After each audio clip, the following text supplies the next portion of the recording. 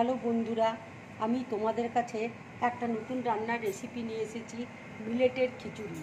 দেখো, মিলেট আমি এখানে নিয়ে রেখেছি।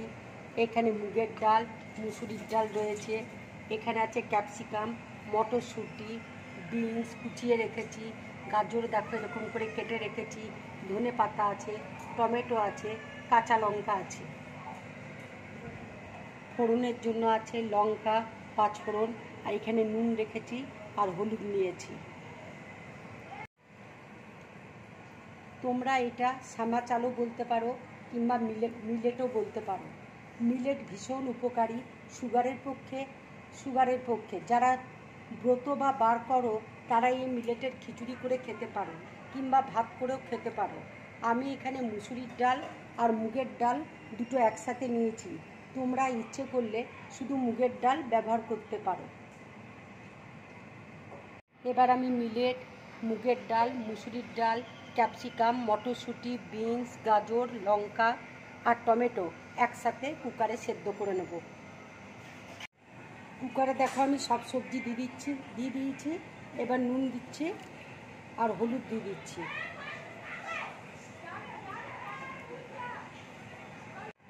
এবার কুকারটা আমি বসিয়ে দিচ্ছি।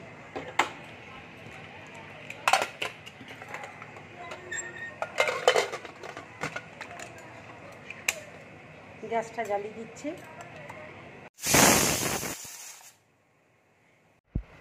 দেখো, মিলেটের খিচুড়িটা হয়ে গেছে। এবার আমি গ্যাসটা অফ করে দিচ্ছি। ঠান্ডা হলে তবে নামিয়ে নেব। দেখো, ঠান্ডা হয়ে গেছে। এবার আমি কুকারটা খুলে দিচ্ছি।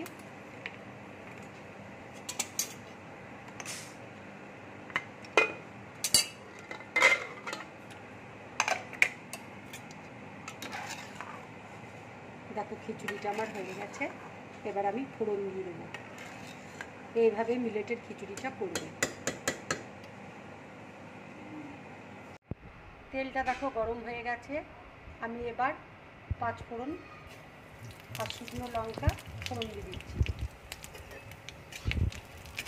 এটা একদম অল্প তেলে করবে, কেননা এটা ভীষণ উপকারী জিনিস।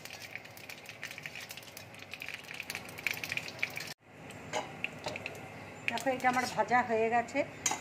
এবার আমি মিলেটটা দিয়ে দিচ্ছি।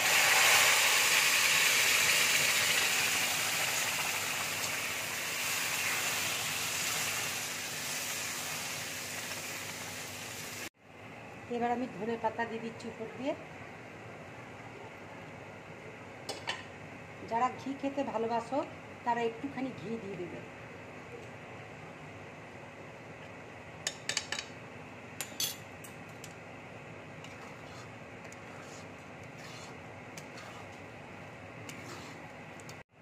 দেখো, রান্নাটা আমার একদম রেডি হয়ে গেছে। এবার আমি গ্যাসটা অফ করে দিচ্ছি। এবার বাটির মধ্যে ঢেলে নিচ্ছি।